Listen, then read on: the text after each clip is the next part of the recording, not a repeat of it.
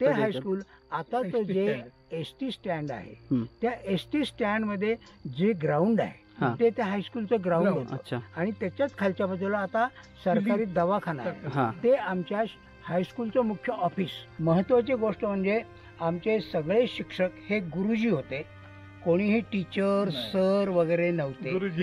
कोणीही फुल पॅन्ट घालणारे किंवा कोणीही पॅन्ट मॅनीला घालणारे नव्हते. बहुतेक सर्वजण गांधी टोपी, नेहरू सदरा, धोतर किंवा विजार अशा. प्रथम या मातीला मी नमस्कार केल्याशिवाय जात नाही. माझी सर्व भावना या मातीशी गुंतलेल्या आहेत आज तक. कुठे ही व्यायामशाळा. अच्छा, ही समोर दिसते व्यायामशाळा. तिथे व्यायामशाळा. त्यानंतर चौधरींचं किराणा स्टोअर, त्याच्यानंतर पलंग्यांचं किराणा स्टोअर, होय का. त्याच्यानंतर मग कीरमानाचे ग्रस्त होते. नमस्ते, पुन्हा एकदा स्वागत आहे तुमचं आजच्या आपल्या एका नवीन व्हिडिओमध्ये. मी आता आहे कोयनानगरमध्ये आणि आजचा व्हिडिओ थोडा स्पेशल आहे कारण जे 1965 साली SSC बॅच झाली 11वीची, त्या बॅचचे काही मंडळी आज आपल्यासोबत आहेत आणि त्यांची देखील आपण माहिती घेणार आहे. आणि त्याचबरोबर कोयनानगरचं त्यावेळेचं जे 1965 किंवा त्याच्यापूर्वीचं जे काही जनजीवन होतं ते कसं होतं हे थोडक्यात आपण त्यांच्याकडून जाणून घेणार आहे. चला तर मग सुरुवात करूया थेट व्हिडिओला आणि त्यांच्याकडून त्यावेळेचं कोयना नक्की कसं होतं ते सगळं काही आज आपण त्यांच्याकडून जाणून घेणार आहोत. आणि नमस्ते नमस्ते नमस्ते. तर हे आमचे चुलते आहेत तुकाराम देशमुख, यांच्यासोबतचा आपण एक व्हिडिओ पहिला बनवलेलाच आहे. त्याचबरोबर खास स्पेशल दिल्लीहून आलेत आपले शिरदळे सर. त्यांच्याशी आपण त्यांच्याकडून त्यांची माहिती घेणारच आहेत. आणि हे आपले मोहिते काका आहेत, नमस्कार, रोशेटवाडीचे. हां, आणि तिघांकडून आपण सध्या आता कोयनानगरचं 1965 साली किंवा त्यापूर्वीचं जे कोयनानगर कसं होतं हे सगळं आपण यांच्याकडून जाणून घेणार आहोत. मला सांगा, तुमची शाळा, आपण सुरुवात करूया शाळेपासून. मराठी शाळा ती कुठं होती आणि त्यावेळचं जे काही जीवन पद्धती असेल ती थोडक्यात तुम्ही सांगा. तुमच्यात चर्चाही करा, मी व्हिडिओ बनवत राहीन. ठीक आहे ना. सुरुवातीला हा प्रकल्प 1954 मध्ये ज्यावेळी ऍक्च्युअल काम सुरू झालं त्यावेळी इथे मराठी शाळा नव्हती. प्रकल्पामध्ये आलेल्या लोकांच्या मुलांची शिक्षणासाठी इथून कमीत कमी पाटणला जावं लागायचं किंवा प्राथमिक शिक्षणाकरता हेळवाकला जायला लागायचं. आणि हेळवाकमध्ये जुनी शाळा होती. मी स्वतः व्यक्तिशः 1954 मध्ये माझे वडील इथे नोकरीला आले आणि मी इयत्ता पहिली दुसरीच्या दरम्यान 55-56 मध्ये 1 वर्ष हेळवाकला शाळा केली.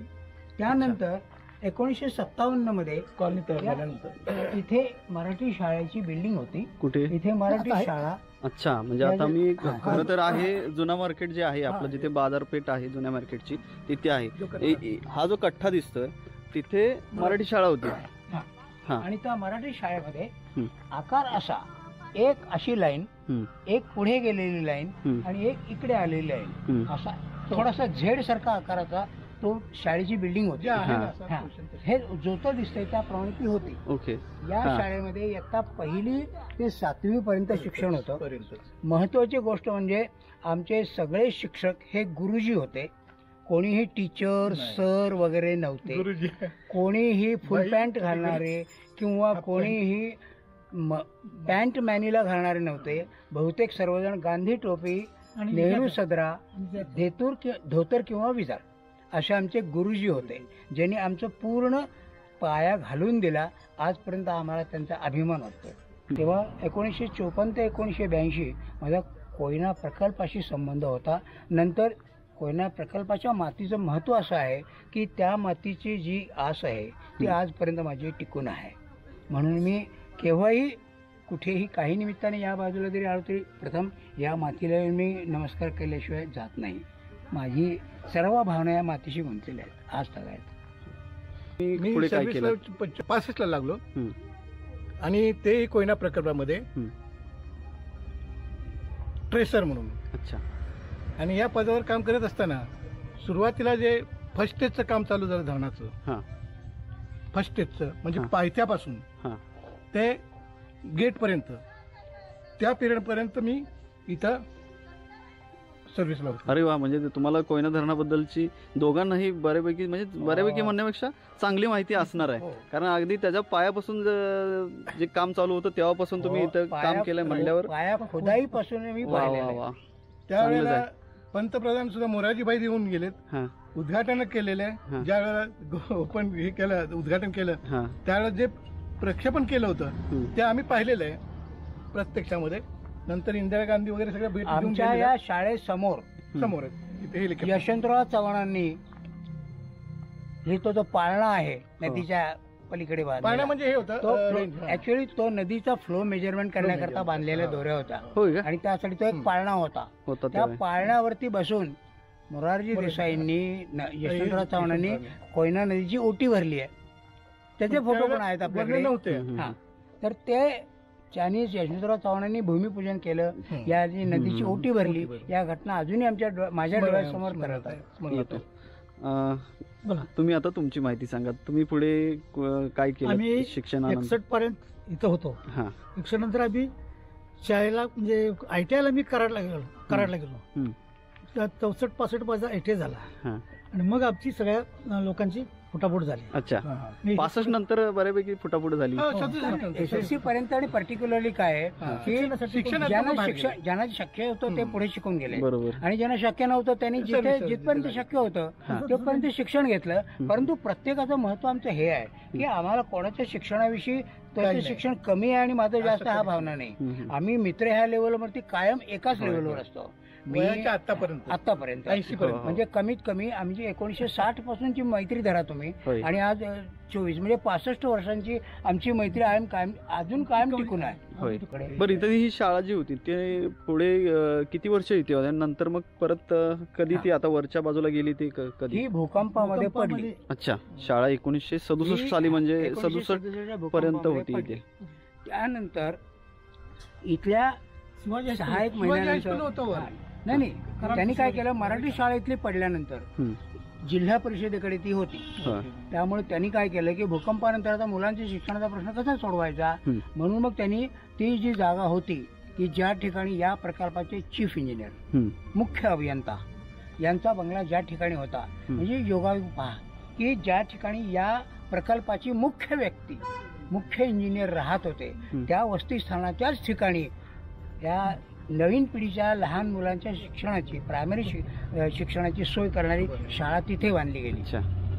आणि तिथे आज तागायत ती चालू आहे. चालू आहे. अच्छा. आता म्हणजे जे आता मराठी शाळा आहे ती तिथे मला एक सांगा, आता आधी आपण जे खालच्या मार्केटला जे गेलो होतो तिथे तुमचं प्राथमिक शाळा झाली आणि त्यानंतरचं जे माध्यमिक शाळेचं शिक्षण आहे ते कुठं झालं? ते वरचं झालं. प्राथमिक शिक्षण आमचं त्या ठिकाणी झाल्यानंतर म्हणजे त्यावेळी इयत्ता 7वी पास झाल्यानंतर भूकंप 8वी पासून 11वी पर्यंत हायस्कूल शिक्षण होतं त्यावेळी.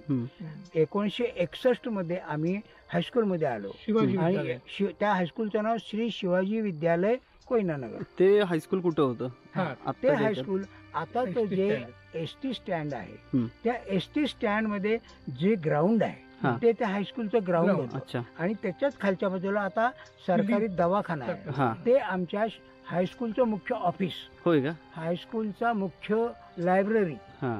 हायस्कूलची स्टाफ रूम हा. हे सगळे त्या बिल्डिंग मध्ये होते. अच्छा. म्हणजे आणि त्या ग्राउंडच्या वरच्या बाजूला सध्या जे आता बिल्डिंग हॉटेल वगैरे आहेत ह्याचं हम्म. आता त्याच्या ठिकाणी पुन्हा आमचे 2 छोट्या छोट्या बिल्डिंग वर्ग- होत्या. वर्ग. तिथे वर्ग होते हम्म. आणि आता 8वी आपलं ते जे 11वी मार्केट पर्यंत. आहे, हा. पोस्ट ऑफिस आहे, हा. त्या ठिकाणच्या ज्या क्वार्टर आहेत हा. तिथे पण आमचे 2-3 वर्ग होते. होय का? एवढं मोठं आमचं हायस्कूल पसरलेलं होतं हा, हा. आणि तिथे आम्ही 4 वर्ष शिकलो. होय. 4 वर्षामध्ये आम्ही आयुष्यामध्ये जे काही आता आहोत ते सगळं तिथे मिळालं आम्हाला. अच्छा. तिथे आणि आजूबाजूचे कुठले कुठले विद्यार्थी यायचे, कुठल्या कुठल्या गावातले? कांबरगाव, गाडगाव, आपला इथला सगळे गाव. सगळे गाव. हे अच्छा. 2 विद्यार्थी त्याच्यातले फार महत्वाचे आहेत. होय का? त्यावेळी आता तुम्हाला मी सांगितलं ST स्टँड जवळ आमचं हायस्कूल होतं. हम्म. त्या हायस्कूल वरती येणारे कित्येक किलोमीटर दूरवरून चालत येऊन चालत जाणारे हम्म. कांबरगाव ऊन पावसाची पर्वा न करता येणाऱ्या विद्यार्थ्यांच्या पैकी हे 2 आहेत होय. माझे खास मित्र. देशमुख वाडीवरनं यायचे आणि हे आगोशेटवाडीवरनं यायचे. हम्म. आणि पाऊस आणि या भागातला कोकणातला तुम्हाला माहित असेल होय. की सर्वसामान्य माणूस सुद्धा भिजून अगदी गळून जायचा. पण हे त्यावेळेला अर्थात वयानं जायचं लहान, नव्हतं. पण जायचे आणि यायचे. कुठे? ही व्यायामशाळा. अच्छा, ही समोर ही शेड दिसते. असते. हा, ही ती व्यायामशाळा व्यायामशाळा. आहे. तिथे व्यायामशाळा होती. हे इकडचं मार्केट आहे. होय का? जुनं मार्केट. हा, अच्छा, जे आहे ते तसंच आहे म्हणजे मार्केट. मार्केट चौधरींचं दुकान इथे, पलीकडे तलाठी, होय का? त्याच्या- एसटी स्टँड जुनं. तलाठीच्या पलीकडे पलंगे. अच्छा, म्हणजे मेन जी बाजारपेठ होती ती इथेच होती. हो. हे बघा, ही दुकानं तुम्हाला मी ओळखून सांगतो. हा, ही इथे हा. ही अशी पूर्ण बाजारपेठ होती. अच्छा. इथून पूर्ण बाजारपेठेमध्ये हम्म. तलाठींचा किराणा स्टोअर, हा, त्याच्यानंतर चौधरींचा किराणा स्टोअर, हा. त्याच्यानंतर पलंग्यांचा किराणा स्टोअर, होय का? त्याच्यानंतर मग किरमानाचे ग्रस्त होते, त्याच्यानंतर प्रोव्हिजन स्टोअर्स हम्म. म्हणजे स्टेशनरी वगैरे, हा. त्याच्यानंतर पलीकडे दासानी, गिरधरभाई दासानी, अच्छा. त्यांचं पण ते अच्छा, म्हणजे novelty नंतर stores. पुढे मग सगळे मला वाटतं वरच्या बाजूला शिफ्ट सगळे झाले. वर गेले. इथे सगळं पडून गेलं ना. होय, होय, या होय. मधल्या भागामध्ये भाजीवाले मुख्यतः इथे बसायचे. सायकलवाला होते, भाजीचे कट्टे. हा, त्या बाजूला जी लाईन होती त्याच्यामध्ये पहिलं ते हेअर ड्रेसर हा. वास्के म्हणून, त्यांच्याजवळ तांबे सायकल मार्ट म्हणून होते. होय. इथे होतं. तर त्या लाईन मध्ये अशी ती पूर्ण लाईन, त्या लाईनच्या शेवटी तिथे हॉटेल होतं. दास कमला नावाचं एक हॉटेल होतं त्या साईडला. त्या मार्केटमध्येच होतं. आणि या मार्केट विषयी मी तुम्हाला एक आठवण सांगेन अशी की कोकणामध्ये गणेशोत्सवाला खूप महत्व आहे. होय. हम्म. मुख्य जो गणपती असायचा त्या प्रकल्पातला हम्म. तो एमबी शेड नावाची एक मोठी शेड होय, आहे. होय. कवनी सेंटर म्हणजे एमबी ते हा. ते रिक्रिएशन सेंटर हा, होतं ते शेड आहे ना ते. तेच. तिथे असायची. आणि दुसरा गणपती या दोन चाळींच्या मध्ये हम्म. गणपती बसवता व्यापारी मंडळाचा. हा, आणि मला आठवतं लीला गांधी नावाची जी डान्सर होती त्या काळची प्रसिद्ध, हा, हा. तिचा कार्यक्रम इथे मी पाहिलेला होय आठवतो. का? अरे वा. नाही आठवण आजपर्यंत ती ताजी आहे. होय. आता तो गणपती आहे वरच्या मार्केटला, एक जुना मार्केटचं एक आहे, त्यांनी पण तिथे पण त्यांनी तशीच ती परंपरा ठेवली आणि इथे पण आहे इथल्या मंडळाचा. ते आहे. त्याची आठवण माझ्या हो, मनात ताजी आहे. चला.